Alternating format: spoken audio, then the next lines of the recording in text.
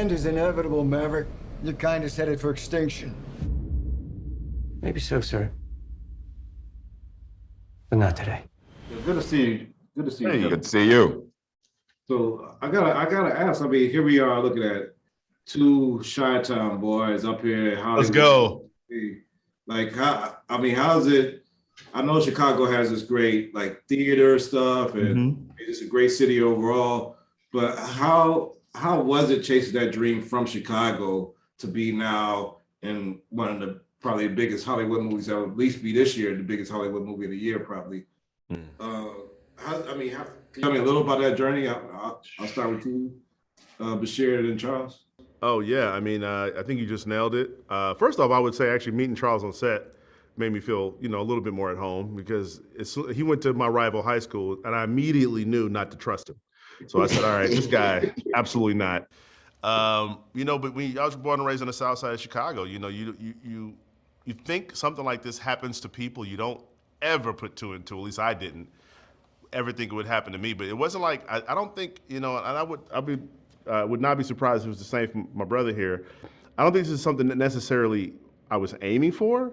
I was just really just enjoying doing great work and trying to do as much quality acting as I could because I just feel really lucky anytime somebody pays me to act. I'm just like, oh man, I won the lottery. And so I felt blessed, man, when I got the call to audition for this one. I said, well, I must be doing something right because, and Tom takes a lot of people don't know this, but he's integral in who gets to be on set and who's in the movie. And when you get there, he lets you know, like, hey, we can't win unless you win, and then we'll all win together. So, for me, it was a dream come true. Yeah, I left Chicago to move to New York, and I wasn't a high school drama person. I didn't even do it in college. And so when I left, my friends were all looking at me sideways like, you act? And I said, well, I'm about to go to New York and see. So I moved to New York, and pursuit of an acting career humbles you real fast. You start off thinking stardom, and after about 5 years, you're like, if I can make as much as an average person and buy my clothes and food and pay rent, that is success as an actor. So then I moved to LA, things chug along, and then this comes up, and then all of a sudden you go, okay, wow, this is like dreamy job. And then you don't think you can get it, and then you do get it, and then you get to set, and you're like, I'm about to meet Tom Cruise. And the first thing Tom Cruise does is go, I'm not Tom Cruise, like in the way of like, you're not acting with a movie star, you're acting with another actor. I'm playing, and he brings everything down to a level where everybody can work in a confident way. And then coming from Chicago and having that whole road, and then finding out how human and how regular he is once you get there was kind of a relief. It took away some of the stress, a lot of the stress. Yeah. People love Top Gun 1, and I think this is one of the best sequels ever. But when you look back, I mean, they just had Clarence Gilliard Jr. as the only Black actor in Sundown.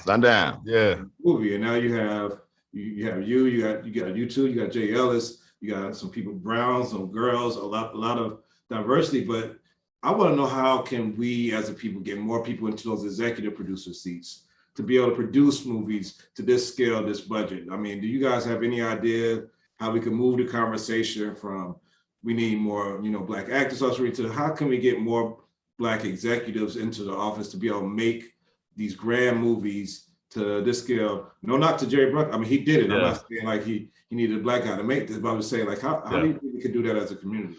I think the good news is that I think more is coming.